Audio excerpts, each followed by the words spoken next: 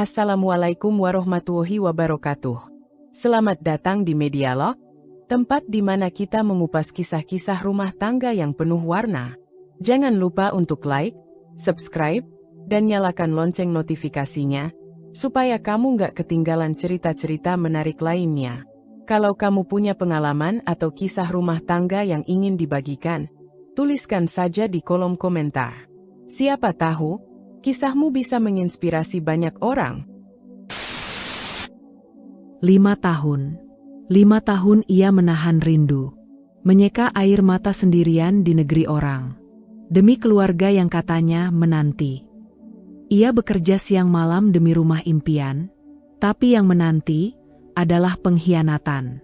Semua uangnya lenyap. Rumah dijual. Suami menikah lagi. Pengorbanan dibayar dengan penghinaan. Kamu cuma TKW. Ketika segalanya hancur, kepada siapa lagi ia bisa mengadu? Mari simak kisahnya. Lestari adalah seorang wanita sederhana yang dikenal sebagai sosok pekerja keras di desanya, Desa Sukamaju. Sejak pagi buta, ia sudah terbiasa bangun lebih awal dari ayam jantan, menyapu halaman, memanaskan air, lalu berangkat ke kebun untuk membantu tetangganya yang membutuhkan tenaga. Hidupnya jauh dari kemewahan, namun ia tak pernah mengeluh. Baginya, hidup adalah tentang berjuang dan tetap bersyukur atas apa yang ada. Di usia 28 tahun, Lestari memutuskan untuk menikah dengan Randy, pria yang dikenalnya sejak kecil. Randy tinggal di rumah orang tuanya, Bu Marni dan Pak Warto. Tak seperti Lestari, Randy adalah pria yang lebih banyak menghabiskan waktunya di rumah, tanpa pekerjaan tetap. Ia sering terlihat duduk di teras rumah, merokok, dan bermain ponsel. Tetangga sering membicarakannya, namun Lestari tetap percaya bahwa suatu hari Randy akan berubah. Randy itu baik, kok, kata Lestari suatu hari kepada ibunya yang menyatakan kekhawatiran, dia cuma belum dapat pekerjaan yang pas. Aku yakin dia bisa kalau mau berusaha. Ibunya hanya bisa menarik napas panjang saat itu, tak ingin memperkeruh niat baik anaknya. Setelah menikah, Lestari tinggal bersama keluarga Randy. Ia mencoba beradaptasi dengan kehidupan barunya yang jauh berbeda. Bukan hanya soal tinggal satu atap dengan mertua, tapi juga harus memikul beban rumah tangga hampir sendirian. Randy tetap seperti dulu, bahkan makin enggan keluar rumah. "Tar, uang belanja cuma segini?" tanya Bu Marni suatu pagi sambil mengerutkan dahi melihat uang yang disodorkan Lestari. "Iya, Bu, maaf, minggu ini penghasilan dari kebun agak sepi," jawab Lestari pelan. "Ya Allah, kamu itu kerja dari pagi sampai sore, kok hasilnya cuma segini? Lehat terus. Rumah ini makan apa? Randy juga butuh rokok, tahu?" Bu Marni mengomel panjang lebar. Lestari hanya tersenyum getir. Ia tahu, meski ia menafkahi rumah itu, posisinya tetap dianggap rendah. Ia bukan hanya menafkahi dirinya dan suaminya, tapi juga mertua yang tak pernah benar-benar menerima kehadirannya dengan hangat. "Tar, kamu sabar aja, ya," kata Pak Warto suatu malam sambil menyeruput kopi di beranda. "Emakmu itu cuma bawel, hatinya sebenarnya baik." Lestari hanya mengangguk. Tapi dalam hatinya, ia mulai bertanya, sampai kapan ia harus menanggung semuanya sendiri? Setiap hari, ia bekerja dari subuh hingga sore, lalu memasak, mencuci, dan membersihkan rumah saat pulang. Randy, ia hanya duduk-duduk atau pergi nongkrong dengan teman-temannya. Jika ditanya, jawabannya selalu sama. "Kerja itu nggak semudah itu, Tar. Aku lagi nunggu panggilan. Sabar dikit, dong." Namun panggilan itu tak pernah datang. Dalam diam, Lestari menyimpan harapan. Harapan bahwa suatu saat suaminya akan berubah. Harapan bahwa kerja kerasnya akan dihargai. Tapi hari-hari berjalan dan semuanya tetap sama. Dan di balik kesederhanaannya, Lestari mulai menyimpan luka yang tak terlihat. Tentu, berikut pengembangan bab 2 tanpa dialog, dengan suasana yang menyentuh dan menggambarkan penderitaan Lestari. Hari-hari Lestari berjalan dalam putaran yang berat dan tak berujung. Kehidupan rumah tangganya yang pas-pasan membuat setiap detik terasa seperti ujian panjang yang tak ada habisnya. Suaminya, Randy, memang sesekali bekerja, tetapi hanya serabutan, membantu tetangga mengangkut barang, menjadi kuli bangunan lepas, atau mengantar pesanan ketika ada yang butuh. Penghasilannya tak pernah menentu, seringkali tak cukup untuk membeli beras, apalagi membayar kebutuhan sekolah anak mereka yang mulai memasuki usia SD. Anaknya, Gibran, baru berusia 6 tahun. Bocah itu masih lugu, masih butuh pelukan hangat ibunya setiap malam, masih suka merengek meminta buku gambar atau pensil warna yang sederhana. Tapi Lestari hanya bisa menatap dengan senyum lemah setiap kali si kecil bertanya, "Bunda, kita bisa beli ini nanti." Dalam hatinya, Lestari hancur. Ia tahu anaknya tidak meminta hal-hal mewah. Hanya kebutuhan dasar seorang anak untuk tumbuh dan belajar. Tapi ia sering tak sanggup memenuhi itu. Bahkan untuk membayar iuran sekolah bulanan saja, ia harus menahan lapar beberapa hari, menyisihkan uang belanja yang sudah sedikit, mengencangkan ikat pinggang demi masa depan anaknya. Di rumah, keadaannya pun tak kalah menyesakkan. Hidup serumah dengan mertuanya menambah tekanan yang tak terlihat namun terasa berat. Bu Marni sering mencampuri urusan rumah tangga mereka, mengkritik apapun yang dilakukan Lestari, dari cara memasak hingga cara mendidik anak. Pak Warto, meskipun lebih diam, tak pernah benar-benar membela Lestari.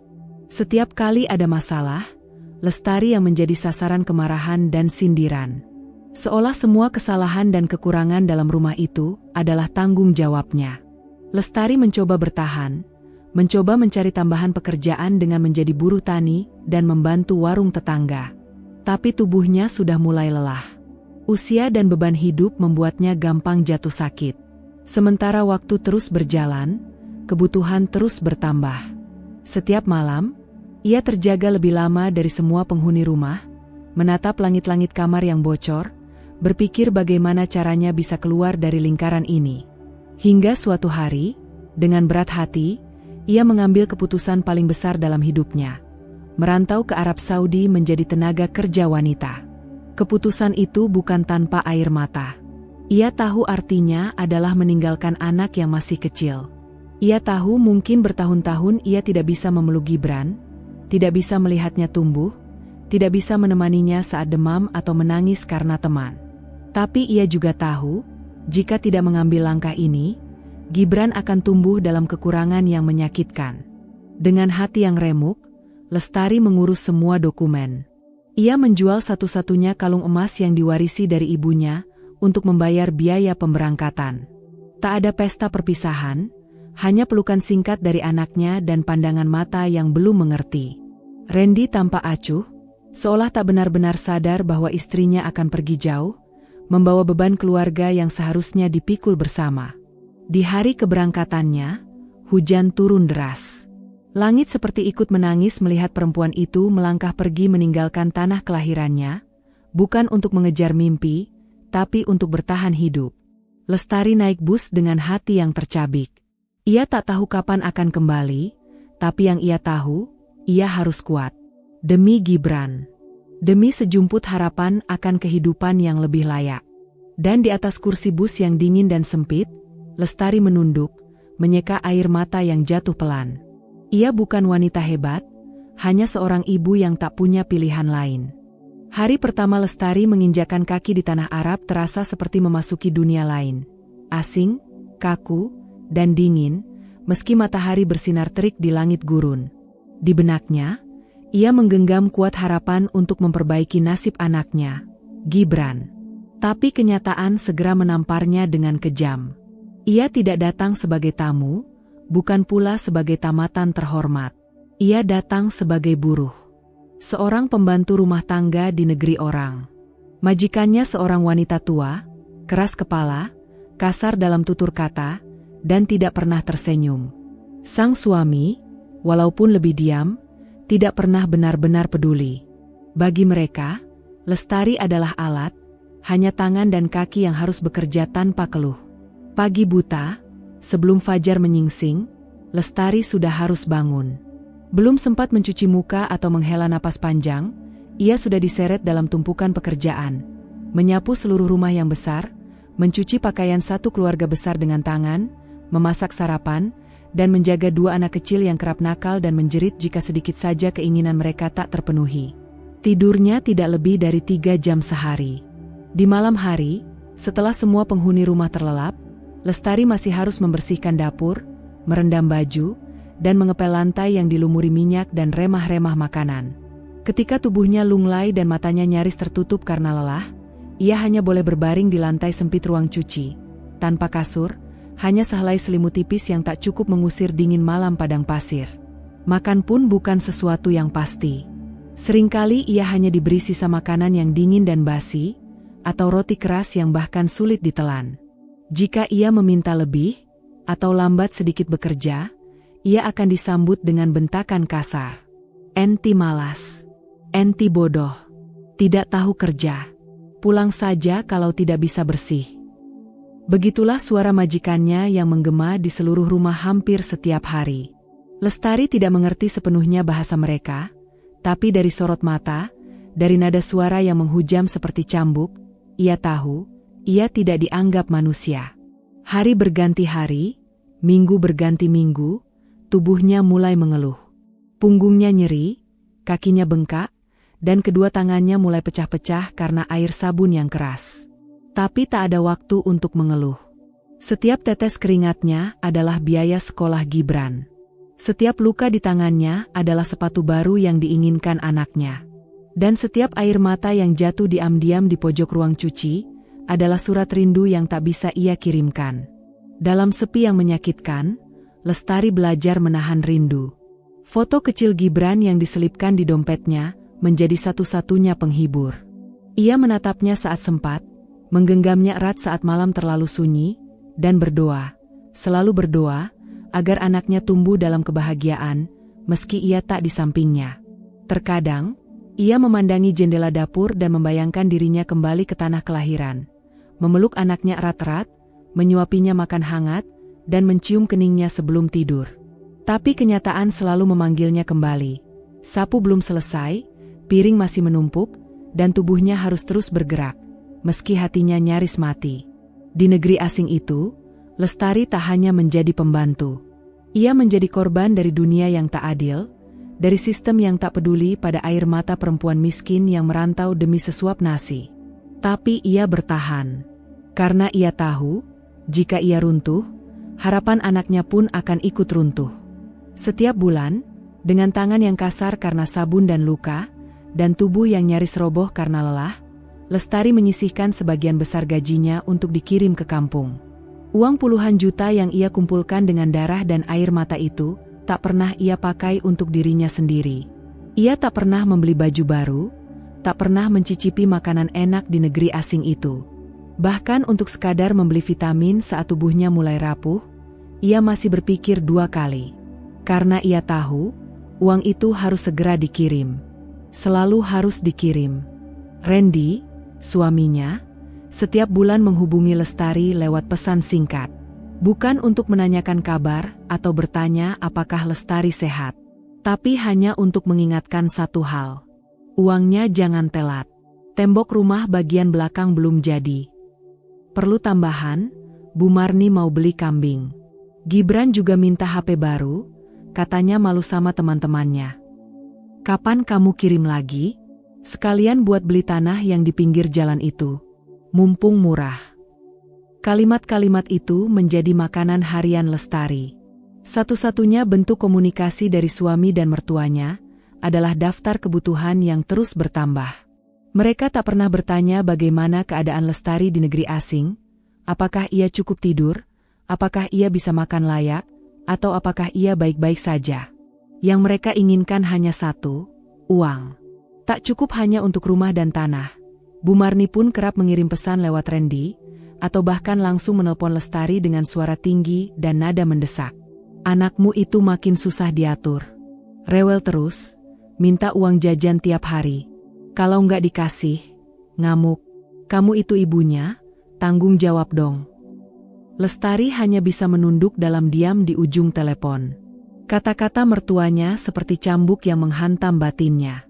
Ia tahu Gibran masih kecil, pasti butuh banyak hal, tapi ia juga tahu, tidak semua itu permintaan anak.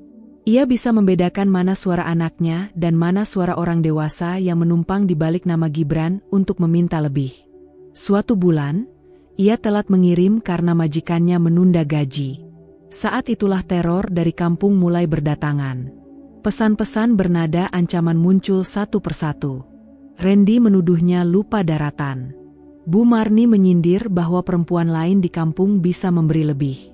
Bahkan ada kalimat yang menusuk. Kalau kamu nggak bisa kirim tepat waktu, nanti aku carikan perempuan lain yang bisa bantu Randy. Kalimat itu membuat dada Lestari sesak. Di antara rasa sakit dan rindu, kini ditambah rasa takut kehilangan semuanya. Tapi ia tak bisa membalas. Ia tahu, meski ia bekerja mati-matian, posisinya tetap lemah. Ia hanya dianggap mesin pengirim uang. Sementara itu, setiap rupiah yang ia kirim, katanya digunakan untuk membangun rumah. Tapi Lestari tak pernah melihat rumah itu. Tak pernah dikirimi foto. Tak pernah diberi kabar sejauh mana pembangunannya. Hanya kata-kata, masih kurang. Malam-malamnya kini lebih panjang. Ia menangis diam-diam di ruang cuci, memeluk foto kecil Gibran yang mulai pudar. Hatinya bertanya-tanya, apakah anaknya benar-benar membutuhkan semua itu? Ataukah nama anaknya hanya dijadikan alat untuk memaksanya terus mengirim? Dan setiap kali ia berdiri lagi keesokan harinya, membersihkan kamar mandi majikannya sambil menahan nyeri di pinggang, satu kalimat terus terngiang di benaknya. Aku harus kuat. Demi anakku. Demi masa depan kami. Namun, jauh di sudut hatinya yang paling dalam, sebuah luka mulai tumbuh. Luka karena merasa dimanfaatkan, luka karena kasihnya tak pernah dihargai, dan luka karena ia mulai merasa kehilangan dirinya sendiri di tengah tumpukan uang yang ia kirimkan setiap bulan. Tahun-tahun berlalu. Waktu berjalan perlahan namun pasti, seperti aliran sungai yang membawa Lestari jauh dari luka-luka awal yang dulu menganga. Setelah hampir 3 tahun hidup dalam siksaan batin dan fisik, nasib akhirnya membelok sedikit ke arah yang lebih ramah. Lestari dipindahkan ke majikan baru setelah kontrak dengan keluarga lamanya habis. Majikan barunya adalah pasangan suami istri parubaya yang memperlakukannya dengan penuh hormat. Untuk pertama kalinya sejak menginjakan kaki di tanah asing itu, Lestari bisa tidur di kamar layak, memiliki kasur empuk, dan makan 3 kali sehari dengan menu yang manusiawi. Ia bahkan diizinkan menggunakan hari liburnya untuk pergi ke taman atau bertemu teman sesama TKW. Suasana rumah yang tenang dan penuh sopan santun membuat luka-luka lama perlahan mengering, walau bekasnya tak pernah hilang. Lestari mulai menabung untuk dirinya sendiri. Ia membuka rekening atas namanya di luar yang biasa ia kirimi ke kampung. Pelan-pelan ia belajar mengendalikan hidupnya kembali, meski dari jauh. Tapi tetap saja, setiap awal bulan, tangannya gemetar menyiapkan transfer ke Randy. Setiap bulan pula, pesan yang sama datang. Uangmu aman, rumahnya hampir jadi. Tinggal finishing. Sabar ya, bentar lagi kita bisa tinggal di rumah sendiri. Nanti kalau kamu pulang, kita bisa buka warung depan rumah. Janji-janji itu terus diulang seperti mantera. Lestari yang kini sudah lebih tenang dan dewasa, masih berusaha percaya. Setiap kali ia menutup aplikasi pengiriman uang, ia membayangkan rumah kecil bercat biru muda, dengan pagar sederhana dan tanaman bunga di depan teras.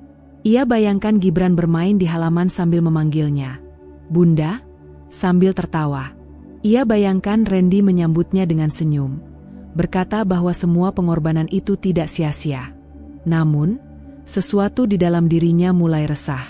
Sudah hampir 5 tahun ia bekerja.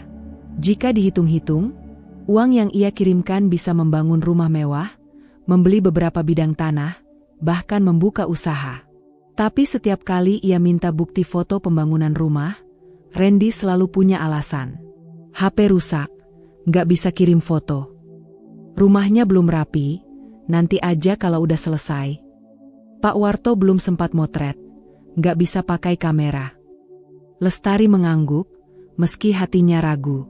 Ia tak ingin curiga. Ia takut dibilang tidak percaya, takut disebut istri yang pelit atau terlalu banyak tanya. Maka ia diam, lagi dan lagi.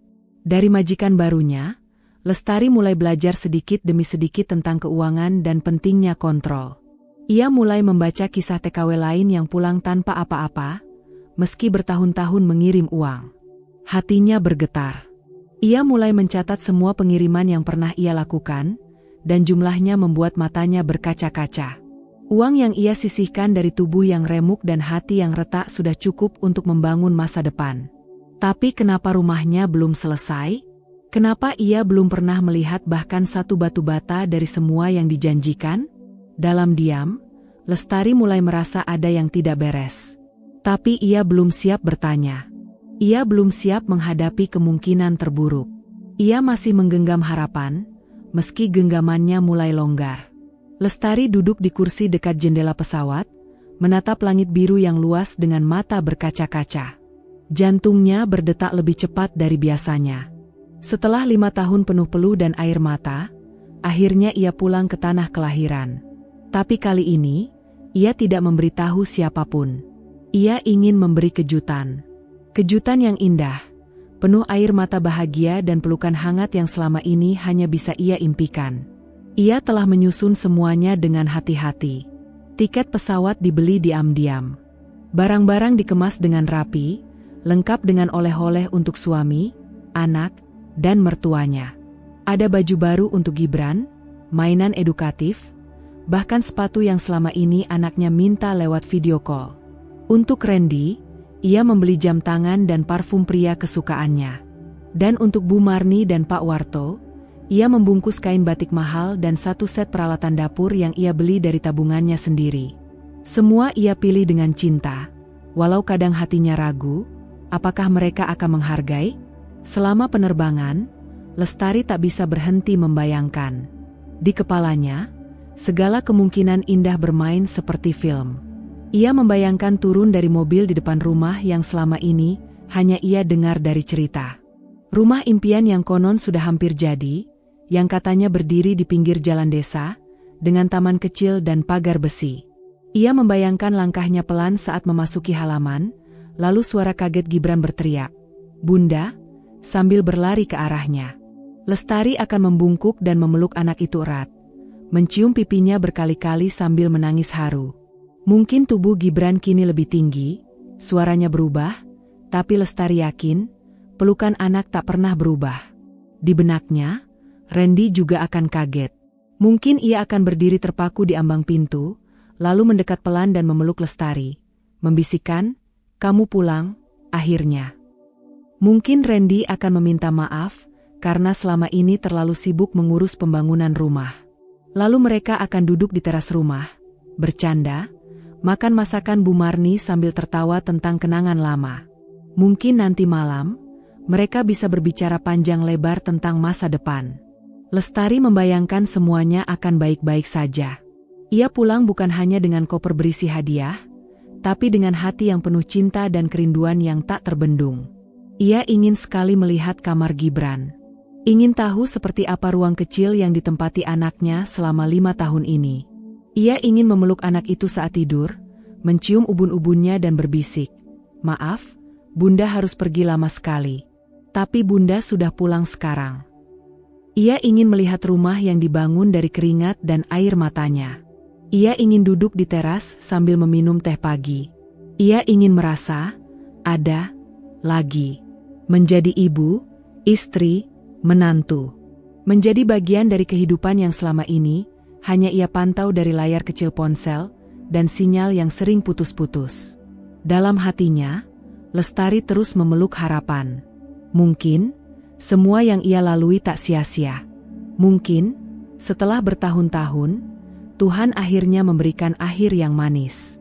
Ia menarik napas panjang, mencoba menenangkan diri dari degup jantung yang terlalu cepat. Hanya beberapa jam lagi, ia akan sampai. Akan melihat dengan mata kepala sendiri. Rumah, anak, dan suami yang selama ini hanya menjadi bayang di malam-malam panjangnya yang sunyi. Ia memejamkan mata dan tersenyum kecil. Pulang, kata itu kini menjadi cahaya yang menyala terang dalam relung hati Lestari. Tapi sayangnya, ia belum tahu bahwa yang menantinya di ujung jalan bukan pelukan dan air mata bahagia, melainkan kenyataan yang akan merobek semua harapan yang ia genggam selama 5 tahun. Langit mendung menyambut kedatangan Lestari di desanya. Angin berembus pelan, seolah ingin memberi isyarat bahwa hari itu bukan hari yang biasa. Tapi Lestari tak menggubrisnya. Ia turun dari mobil sewaan dengan koper di tangan dan mata berbinar. 5 tahun telah berlalu. 5 tahun penuh kerja keras, air mata, dan kerinduan. Kini, waktunya ia pulang. Waktunya menuai hasil dari semua perjuangan. Ia melangkah menuju rumah yang dijanjikan Randy, rumah yang katanya hampir selesai, rumah yang dibangun dari setiap tetes keringatnya. Tapi alangkah kagetnya ia ketika menyadari tak ada satupun bangunan baru di tempat yang disebutkan Randy selama ini. Yang ada hanyalah rumah tua milik mertuanya yang masih berdiri dengan tembok retak, tak banyak berubah sejak terakhir kali ia tinggalkan. Lestari berdiri terpaku. Wajahnya memucat. Mungkin aku salah alamat, pikirnya. Namun sebelum ia sempat melangkah lebih jauh, 2 tetangga lama mendekatinya dengan wajah canggung. Salah satu dari mereka, Bu Tatik, menarik napas panjang, lalu dengan suara rendah dan penuh rasa tak tega, berkata, "Mbak Lestari, kamu belum tahu, ya? Randy, dia sudah menikah lagi." Seperti petir menyambar di siang bolong, tubuh Lestari melemas. Dadanya bergemuruh, matanya membelalak tak percaya. Kata-kata itu menggema di kepalanya, menikah lagi. Siapa? Siapa perempuan itu? Tanyanya dengan suara bergetar. Nina, yang dulu sering ikut arisan di rumah Bu Marni, jawab tetangga satunya, dengan tatapan iba. Nina. Nama itu menghantam kesadarannya. Ia masih ingat perempuan berwajah manis dan senyum penuh basa-basi itu. Teman arisan mertuanya. Yang dulu suka memuji masakannya, yang katanya ingin belajar membuat opor dari Lestari. Dan kini, perempuan itulah yang menduduki posisi sebagai istri dari suaminya. Menggantikan dirinya. Merampas semuanya. Tubuh Lestari berguncang. Dunia seolah berputar. Tangannya gemetar saat ia menarik koper, memaksa dirinya melangkah ke rumah mertuanya. Namun baru beberapa meter dari pagar, langkahnya terhenti. Pintu rumah terbuka. Di sana berdiri Randy, mengenakan sarung dan kaos oblong. Wajahnya kaget melihat sosok yang selama ini hanya muncul di layar ponsel.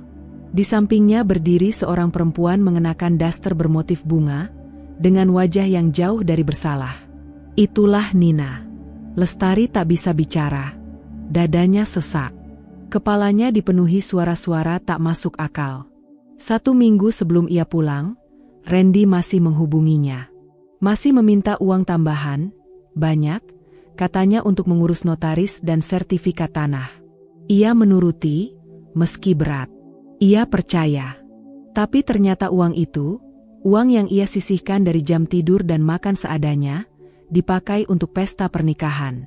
Pesta untuk merayakan pengkhianatan. Tanpa berkata apa-apa, Lestari mengeluarkan ponsel dari tasnya. Ia membuka catatan transfer, satu persatu. Puluhan juta yang dikirim selama bertahun-tahun. Semua raib tanpa jejak. Ia menatap Randy dengan mata merah. Mulutnya terbuka, tapi tak ada suara yang keluar. Tenggorokannya kering, hatinya perih, seolah dihujani pecahan kaca. Randy menunduk, lalu membuka mulut seolah hendak memberi penjelasan, tapi Lestari mengangkat tangan. Ia tak ingin dengar. Tak ingin satu kata pun keluar dari bibir lelaki yang telah menghancurkan hidupnya. Lelaki yang bersumpah akan menjaga rumah tangga mereka, tapi justru menusuk dari belakang. Dan Bu Marni? Ia hanya duduk di kursi ruang tamu, menatap Lestari tanpa rasa bersalah. Seolah semua ini hanyalah bagian dari hidup, dan Lestari hanya kebetulan berada di pihak yang kalah. Di halaman rumah, Lestari berdiri kaku. Matanya berkaca-kaca. Di tangannya masih tergenggam koper berisi oleh-oleh yang tak lagi punya arti. Hatinya hancur berkeping-keping. Semua bayangan indah yang ia rajut selama 5 tahun terakhir kini berubah menjadi abu. Tak ada pelukan hangat. Tak ada air mata rindu. Yang ada hanya luka. Dan kenyataan bahwa ia telah ditipu oleh orang yang paling ia percaya. Lestari masih berdiri di depan rumah mertuanya. Napasnya tercekat, dadanya sesak. Ia menatap Randy dan Nina yang berdiri canggung di ambang pintu, seakan tidak tahu harus bereaksi bagaimana atas kepulangannya yang tak terduga. Tetapi kejutan belum berhenti di situ. Dengan suara gemetar namun penuh amarah yang tertahan, Lestari bertanya, "Mana rumahnya? Rumah yang katanya hampir jadi? Tanahnya? Tabungan masa depan kita?" Randy menunduk, matanya tak sanggup menatap istrinya. Nina melirik Bu Marni, mencari perlindungan dalam keheningan. Bu Marni, dengan santainya, malah menjawab, "Rumahnya udah dijual, Tari. Soalnya butuh uang buat biaya resepsi, cicilan motor, sama renovasi rumah ini sedikit-sedikit." Jantung Lestari seperti diremas. Ia terhuyung satu langkah ke belakang, matanya membelalak tak percaya. "Dijual?" katanya pelan, hampir seperti bisikan maut. Bu Marni mengangkat bahu, tak tampak menyesal sedikit pun. "Ya daripada kosong, kan? Lagian Randy juga butuh modal buat masa depan. Kamu juga masih bisa kerja lagi, toh?" Seakan-akan kata-kata itu adalah cambuk terakhir, menghantam kesadaran Lestari dengan kejam. Semua yang ia bayangkan di perjalanan pulang, senyum anaknya, pelukan suaminya, rumah kecil yang katanya nyaris jadi, semuanya kini seperti hantu yang menertawakannya dari balik bayang-bayang. Bagai film tragis yang diputar mundur, ia teringat saat memotong gaji bulanannya demi mencicil tanah, saat tak tidur semalaman hanya agar bisa menambah kiriman bulanan untuk renovasi, saat menahan lapar demi beli oleh-oleh untuk keluarga yang ternyata mengkhianatinya. Lestari menjatuhkan koper di tanah. Isinya berhamburan, baju-baju, oleh-oleh, mainan untuk Gibran, semua tersebar di halaman. Tapi tak satu pun dari mereka bergerak menolong. Mereka hanya berdiri seperti penonton pasif, seolah tak merasa bersalah. Mata Lestari basah, tapi bukan oleh air mata lembut. Air matanya panas, penuh kemarahan dan kekecewaan yang menggumpal bertahun-tahun. "Aku kerja sampai tulangku nyaris remuk. Aku dicaci, disiksa majikan. Aku tidur 2 jam sehari. Aku makan sisa makanan. Demi kalian." Suaranya melengking, parau, pecah oleh tangis. Warga mulai keluar rumah, mendengar suara Lestari yang tak mampu lagi ditahan. Beberapa berbisik, beberapa memalingkan muka dengan rasa iba. Tapi tak satu pun menghentikan kehancuran itu. Ia memutar tubuhnya, matanya liar mencari jawaban, tapi yang ia lihat hanya wajah-wajah yang tak pantas menerima sedikit pun dari perjuangannya. "Kalian menjual rumah yang aku bangun dengan darah dan air mataku, demi pesta? Demi perempuan ini?" Lestari menunjuk Nina dengan telunjuk yang gemetar. Nina bergeming. Bu Marni duduk dengan ekspresi datar. Randy hanya diam. Itulah yang paling menyakitkan. Diam. Tak ada permintaan maaf. Tak ada pembelaan. Tak ada penyesalan. Lestari berdiri di tengah ruangan. Suaranya bergetar, tetapi ia mencoba menahan amarahnya. "Aku cuma ingin tahu, kenapa? Kenapa tegas sekali kalian melakukan ini?" katanya lirih. "Aku niatnya pulang membawa kebahagiaan. Aku percaya kalian jaga anak kita. Aku percaya kalian bangun rumah dari uang yang kukirim. Tapi sekarang rumah tak ada, tanah hilang, suami pun bukan lagi milikku." Randy menunduk, tak mampu menjawab. Namun Bu Marni malah menegakkan tubuh dan menatap tajam ke arah Lestari. Dengan nada nyaring dan wajah sinis, ia menjawab tanpa tedeng aling-aling, "Kamu itu siapa? Cuma TKW. Tahu diri dong. Uangmu memang banyak. Tapi itu bukan berarti kamu bisa atur-atur kami. Kami yang di sini yang repot ngurus anakmu. Kami yang pusing tiap dia sakit, tiap dia nakal. Kamu cuma tahu kirim uang, tapi di sana kerja enak-enak, makan gaji buta." "Enak?" Suara Lestari meninggi, matanya melotot tak percaya. "Enak gimana? Aku disiksa. Aku tidur 2 jam sehari. Aku makan sisa nasi keras. Kalian pikir itu enak?"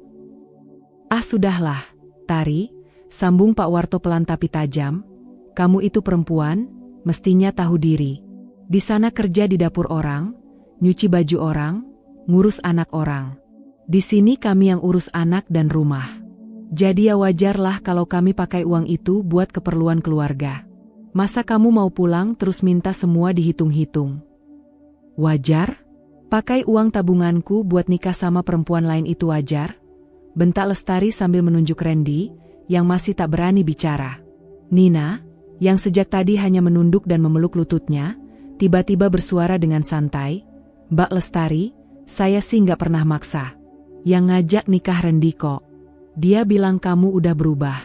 Udah sibuk cari duit, lupa jadi istri. Lagian siapa juga yang tahan nunggu 5 tahun. Kata-kata itu seperti belati, tajam dan licik. Lestari hampir tak bisa berdiri. Kakinya lemas, tapi ia paksa tubuhnya tetap tegak. Ia tatap suaminya, pria yang dulu ia cintai, yang dulu bersumpah akan setia, yang sekarang duduk membisu di samping istri barunya seperti pengecut. Dengan suara parau, ia berkata, "Aku rela tinggal di negeri asing, kerja bagai budak, demi masa depan kita. Tapi ternyata, kalian semua hanya menunggu saat aku lengah untuk merampok semuanya." "Cukup, Tari," Bu Marni memotong dengan keras. "Kalau kamu nggak terima, kamu pergi saja. Nggak usah bawa-bawa aib ke tetangga. Kamu kira kamu pahlawan? Kamu cuma TKW. Pekerja rendahan."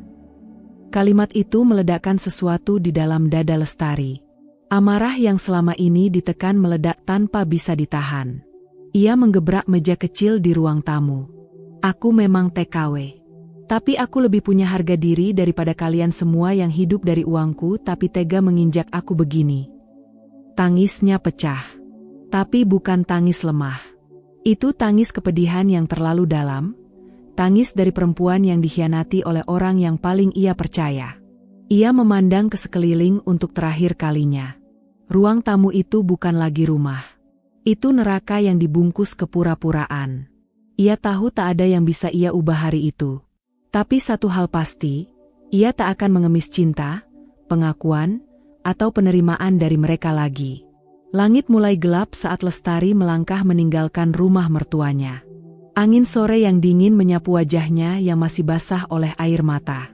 Suara-suara bisik-bisik warga mulai terdengar di balik pagar rumah dan balik tirai jendela. Tatapan kasihan dan bisikan tak enak mulai mengikuti setiap langkahnya. Kasihan, ya, baru pulang dari luar negeri, malah diselingkuhi.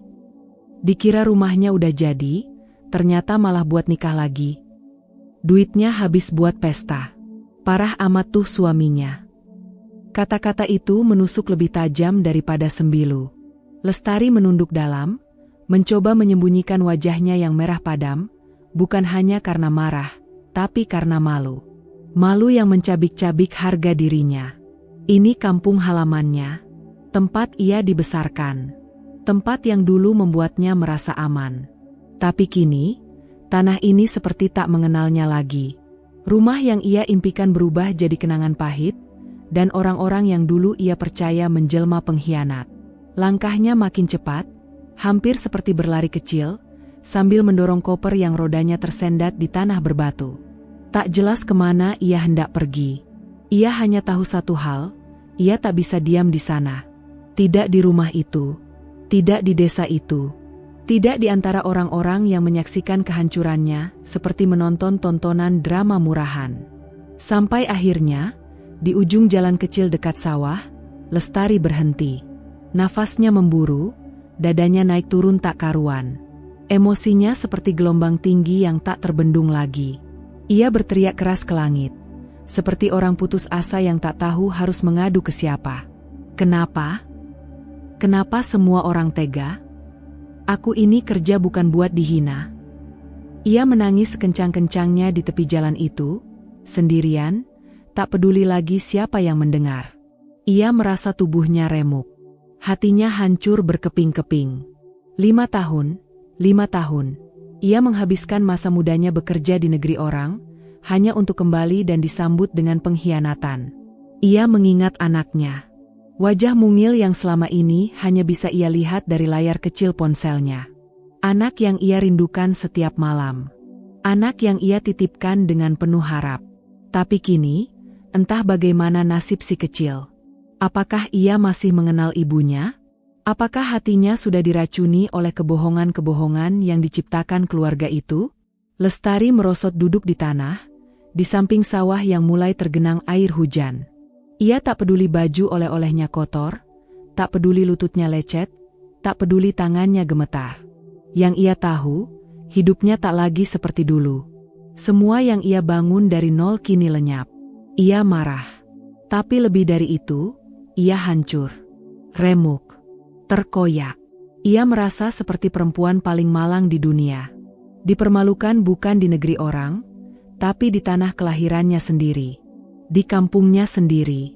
Dan itu, lebih menyakitkan dari apapun yang pernah ia alami di negeri asing.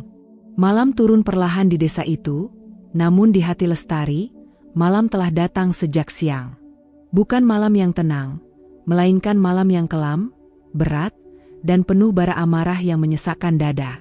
Sejak pagi ia duduk diam di gubuk kosong di pinggiran sawah. Mata memerah, pipi penuh debu dan air mata yang sudah mengering. Tak ada kata, tak ada rencana, hanya diam. Tapi dari diam itu, tumbuh sesuatu yang mengerikan, amarah yang terus membakar dari dalam. Ia menatap kampung yang semakin sunyi, hanya diiringi suara jangkrik dan hembusan angin malam. Lalu, jauh di kejauhan, ia bisa melihat samar-samar rumah yang dulu ia impikan. Rumah yang seharusnya jadi miliknya. Rumah yang seharusnya tempat ia pulang. Tapi kini, rumah itu menjadi simbol penghinaan, pengkhianatan, dan perampasan atas hidupnya. Dan saat itulah, hatinya memutuskan sesuatu yang tak pernah ia bayangkan sebelumnya. Tengah malam, desa sudah tertidur. Lampu-lampu padam. Hanya cahaya bulan dan bintang yang menggantung di langit. Lestari mengenakan jaket gelap dan penutup kepala. Di tangannya, jerigen kecil berisi bensin dan sebatang korek api. Langkahnya mantap, nafasnya berat, tapi matanya kosong. Ia tiba di halaman rumah itu. Rumah yang dibangun dari uang keringat dan air matanya. Kini rumah itu berdiri megah, tapi bukan untuknya. Rumah itu telah dirampas oleh pria yang dulu bersumpah setia, oleh mertua yang berpura-pura peduli, oleh perempuan asing yang kini mengisi posisi yang dulu ia perjuangkan dengan segenap jiwa. Namun Lestari bukan datang untuk membunuh. Ia tak ingin darah.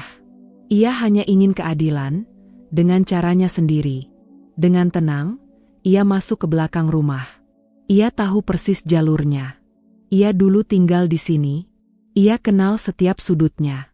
Ia lihat dapur masih kosong, lampu mati. Ia periksa satu persatu kamar dari balik jendela. Ia pastikan satu hal. Semua penghuni sedang tidur di teras rumah karena cuaca malam yang lembab. Mereka tidur berjejer di atas tikar dengan nyamuk mengitari tubuh. Lestari menahan air mata. Mereka semua masih bisa bernapas. Ia akan memastikan itu tetap begitu. Lalu, dengan gerakan pelan dan penuh perhitungan, ia menuangkan bensin ke dinding belakang rumah. Sedikit di dekat jendela, sebagian di tiang kayu yang sudah tua. Dan akhirnya, ia menyalakan korek api. Ceklek. Apinya kecil, tapi cukup. Dalam hitungan detik, si jago merah mulai menari. Awalnya pelan, lalu menjalar cepat seperti iblis yang dilepaskan dari rantai. Api membesar, mengepung rumah dari arah belakang. Teriakan pertama terdengar beberapa menit kemudian. Api! Api! Rumah kebakaran! Mereka semua bangun panik. Randy berlari keluar tanpa alas kaki, menggiring Nina dan kedua orang tuanya. Semua kacau. Tangisan. Jeritan. Tapi tidak ada yang terluka. Mereka selamat. Lestari pastikan itu. Tapi rumah itu tak tersisa apapun. Api membakar semuanya. Atap, dinding, foto pernikahan, lemari mewah, dan ranjang yang dulu seharusnya jadi tempat ia tidur.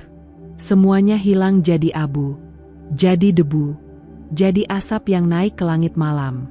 Dari balik semak-semak, Lestari berdiri tegak menyaksikan semuanya. Tak ada senyum di wajahnya. Tak ada kepuasan. Yang ada hanya air mata yang akhirnya jatuh juga. Tapi bukan karena menyesal, melainkan karena ia sadar, tak ada cara yang benar untuk membalas pengkhianatan. Tapi setidaknya, ia sudah meruntuhkan bangunan yang dibangun dari kebohongan. Api yang menghanguskan rumah mertuanya telah padam. Cahayanya memudar, meninggalkan jejak hitam dan abu di tanah yang pernah ia kenal dengan penuh impian. Namun, meskipun kebakaran itu kini berakhir, ketegangan justru baru saja dimulai. Di tengah malam yang sunyi, terdengar suara teriakan histeris dari arah rumah yang hangus itu. Randy berlari keluar, wajahnya pucat pasi, terbalut kepanikan yang nyata. Di sampingnya, Nina, istri barunya, tampak kebingungan dan cemas. Dengan panik, mereka berdua berusaha menarik perhatian warga yang mulai berkumpul di sekitar tempat kejadian. "Tolong, rumah kami terbakar. Kami nggak punya tempat tinggal. Tolong bantu kami," seru Randy, suaranya tercekat penuh ketakutan. Tangan Nina gemetar, seolah tidak tahu harus berbuat apa. Namun, yang terjadi selanjutnya jauh berbeda dari apa yang mereka harapkan. Warga yang berdiri di sekitar kebakaran itu hanya menatap dengan mata dingin, tanpa sedikit pun rasa empati. Beberapa dari mereka saling berbisik. Ada yang menggelengkan kepala, ada yang melengos pergi tanpa mengatakan sepatah kata pun. Salah seorang lelaki parubaya, Pak Hendra, memandang Randy dengan tajam, lalu mengangkat bahu, seolah tidak peduli dengan keadaan mereka. "Kalian buat masalah sendiri, sekarang cari cara sendiri," ujarnya dengan suara datar, seolah-olah tidak ada yang luar biasa. Sementara itu, beberapa ibu-ibu yang berdiri di sekitar mereka hanya saling bertukar pandang. Wajah-wajah mereka terkesan jengah dan tidak tergerak sedikit pun untuk menolong. Mereka lebih memilih untuk berbicara dengan suara pelan, tetapi cukup terdengar oleh Lestari yang diam-diam mengamati dari kejauhan. Pantas saja Lestari sampai ke luar negeri, kerja keras untuk orang-orang ini. Lihat sekarang, malah bikin malu. Rumahnya dibakar begitu saja. Ibu-ibu itu berbicara, lebih pada diri mereka sendiri, tetapi Lestari bisa mendengar semuanya. "Jangan harap kita bantu mereka. Lestari sudah cukup banyak menderita. Mereka nggak pernah peduli padanya. Sekarang gini, baru minta bantuan," kata ibu yang lain dengan nada mengejek. Randy mendekati salah satu warga, mencoba memohon dengan tatapan penuh harap. "Tolong, Pak, kami nggak punya apa-apa. Kami butuh tempat tinggal. Tolong bantu kami." Namun, Pak Joko yang berdiri di dekat situ hanya menggelengkan kepala. "Gimana bisa bantu? Randy, kamu malah ngelawan orang baik seperti Lestari. Rumah yang kamu bakar itu, punya dia dulu. Apa kamu kira, kita nggak lihat semua itu?" katanya, suaranya semakin tajam. Randy terdiam, bibirnya bergetar, namun tak ada kata yang bisa keluar. Ia melihat orang-orang di sekelilingnya mulai menjauh, mengabaikan mereka berdua. Di tengah keramaian itu, Lestari berdiri diam di balik sebuah pohon besar, memandangi suaminya yang kini terlunta-lunta. Ia merasa getir. Dulu, ia selalu mengandalkan mereka, keluarga ini. Namun, sekarang, mereka lebih memilih berpihak padanya. Ia tak perlu berbicara, tak perlu mengangkat suaranya. Warga desa ini sudah tahu segalanya. Ibu-ibu itu yang pernah mendukung Randy dan keluarga besarnya, kini justru lebih memilih untuk mendukung Lestari. Mereka tak bisa memaafkan bagaimana Randy memperlakukan istrinya, bagaimana ia menghabiskan uangnya untuk pesta dan pernikahan baru, sementara Lestari berjuang keras di luar negeri untuk menghidupi mereka. "Jangan buat masalah lebih besar, Randy," Pak Hendra berkata dengan tegas. "Ini karma. Kalau dulu kamu baik sama Lestari, mungkin sekarang kamu nggak bakal ada di sini." Sementara itu, Nina, yang berdiri tertegun di samping Randy, tampak bingung. Ia mencoba memohon pada warga. "Kami nggak punya tempat tinggal. Tolong, kami nggak tahu harus kemana." Namun, warga tidak bergeming. Mereka tidak berkata sepatah kata pun, hanya berbalik dan mengabaikan mereka. Tak ada rasa kasihan, tak ada keinginan untuk membantu. Mereka tahu, Mereka sudah melihat cukup banyak kerusakan yang ditimbulkan keluarga ini. Mereka melihat bagaimana Randy dan mertuanya mengeksploitasi Lestari selama bertahun-tahun. Kini, saat semuanya runtuh, mereka hanya bisa berpaling dan membiarkan Randy serta Nina menghadapi konsekuensinya sendiri. Dengan wajah yang penuh kebingungan, Randy dan Nina terpaksa mundur, berjalan menuju tempat yang tidak mereka ketahui. Tidak ada lagi yang mau peduli pada mereka. Mereka merasa seperti orang asing di kampung halaman mereka sendiri. Lestari, yang terus mengamati dari kejauhan, merasa amarahnya mulai mereda. Tidak ada rasa puas, hanya sebuah kesadaran baru yang menghantamnya. Warga desa ini, yang dulu merasa kasihan padanya, kini menganggap Randy dan keluarganya pantas menerima hukuman atas segala perbuatan mereka. Tari berjalan dengan langkah pasti menuju terminal bandara, membawa harapan yang terpendam dalam hati. Di tangan kirinya, tiket penerbangan menuju Arab Saudi telah terpegang erat. Tidak ada perasaan lain selain kelegaan yang mendalam, meski itu adalah sebuah perjalanan yang tidak pasti. Ia memutuskan untuk pergi, meninggalkan tanah kelahirannya yang kini terasa asing dan penuh luka. Tidak ada tujuan yang jelas di sana, tidak ada yang menunggunya, hanya sebuah tekad untuk melarikan diri dari segala kesakitan yang telah ia alami. Tak ada lagi wajah Randy yang dulu ia cintai, tak ada lagi senyum manis yang dulu menghangatkan hari-harinya. Kini, Randy hanyalah kenangan pahit yang semakin memudar dalam ingatan. Nina, wanita yang pernah dikenalnya hanya sebagai teman arisan mertuanya, telah menggantikan posisinya dalam hidup Randy dengan begitu mudah.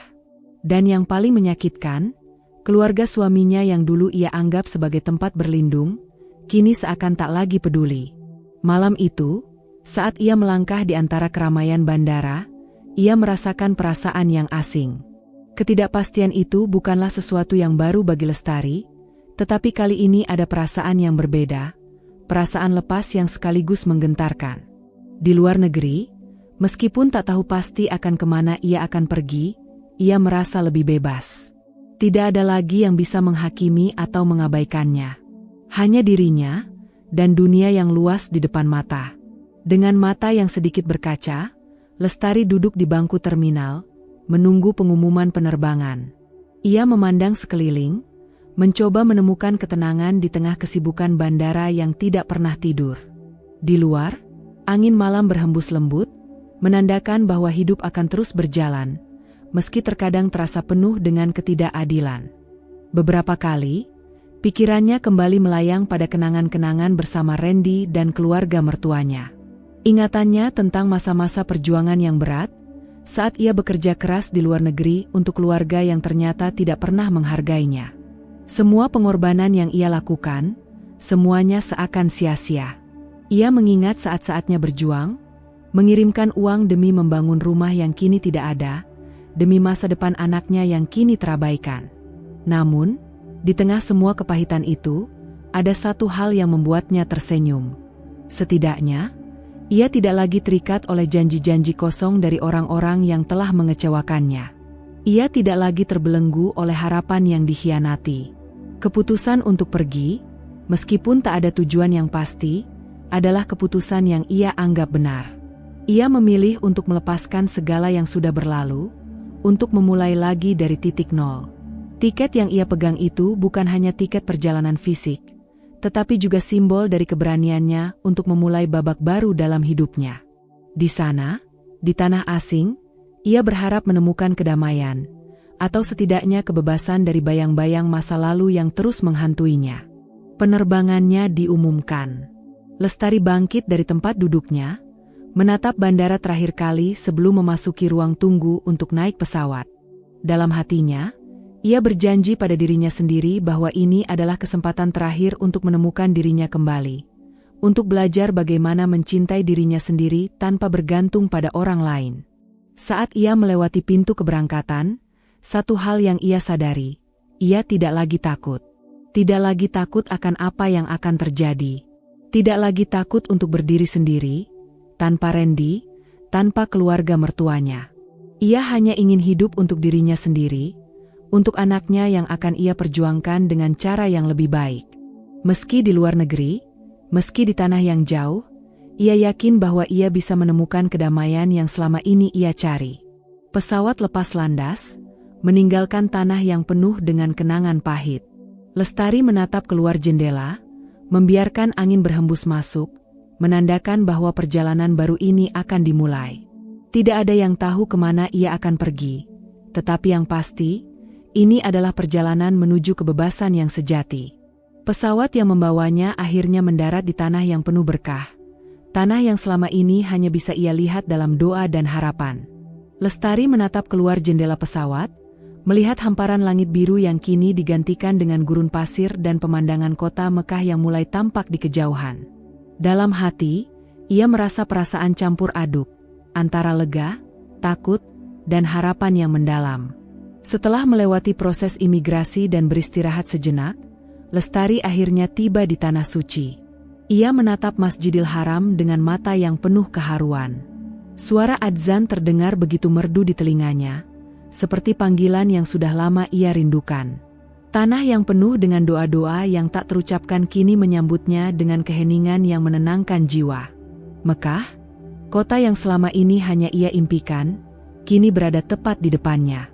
Ia melangkah pelan menuju area umrah, meskipun langkahnya terasa berat, seperti menanggung seluruh beban hidupnya. Tetapi ada sesuatu yang berbeda di sini, di tempat yang suci ini.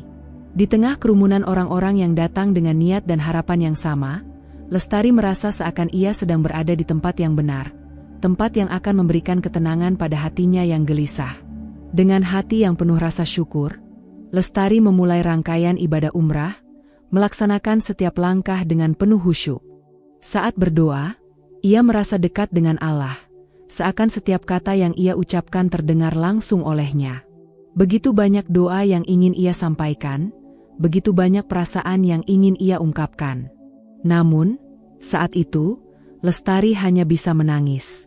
Tangisannya bukan hanya karena kelelahan atau kepahitan yang telah ia alami selama bertahun-tahun, tetapi lebih karena rasa penyesalan yang mendalam. Penyesalan atas pengkhianatan yang ia terima, atas pengorbanan yang tak dihargai, dan atas semua luka yang terpendam dalam hatinya. Saat ia berdiri di depan Ka'bah, tubuhnya gemetar. Semua perasaan yang telah ia simpan dalam diri selama ini meluap begitu saja.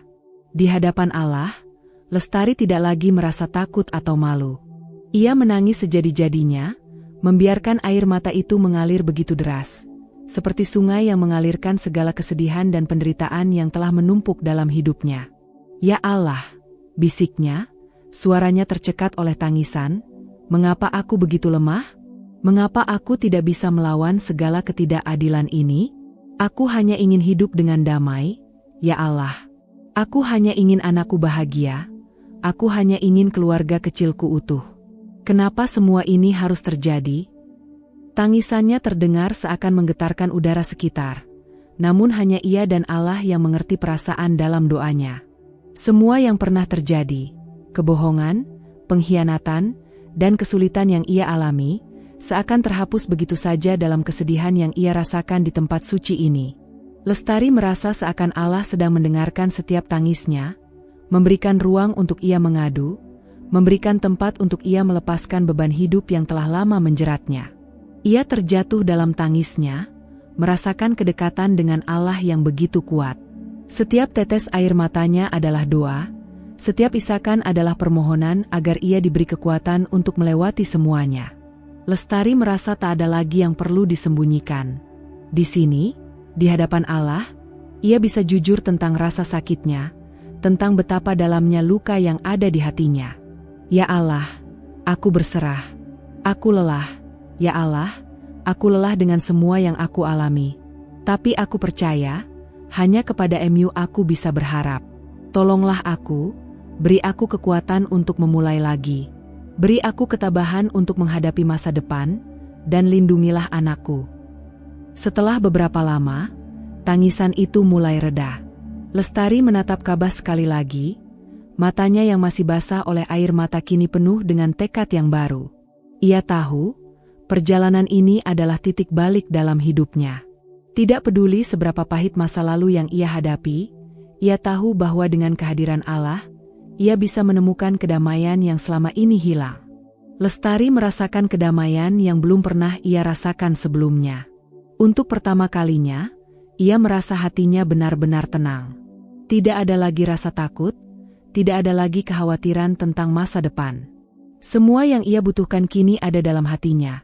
Kepercayaan kepada Allah dan keyakinan bahwa setiap langkah yang ia ambil akan membawa kebaikan, meskipun ia tidak tahu apa yang akan terjadi selanjutnya. Dengan langkah yang lebih ringan, Lestari meninggalkan Masjidil Haram setelah menyelesaikan umrah. Ia merasa diperbaharui, seperti seseorang yang baru dilahirkan dari segala kesedihan dan penderitaan yang pernah ia alami. Di hadapan Allah, ia merasa ia telah menemukan kembali dirinya sendiri. Perjalanan spiritual ini bukan hanya memberi ketenangan, tetapi juga memberi Lestari keyakinan baru untuk menghadapi masa depan yang penuh ketidakpastian. Ia tahu, apapun yang terjadi, Allah akan selalu berada di sisinya, memberi petunjuk dan kekuatan. Dan dengan itu, Lestari siap untuk kembali ke kehidupan baru, dengan semangat yang lebih kuat dan hati yang lebih tenang.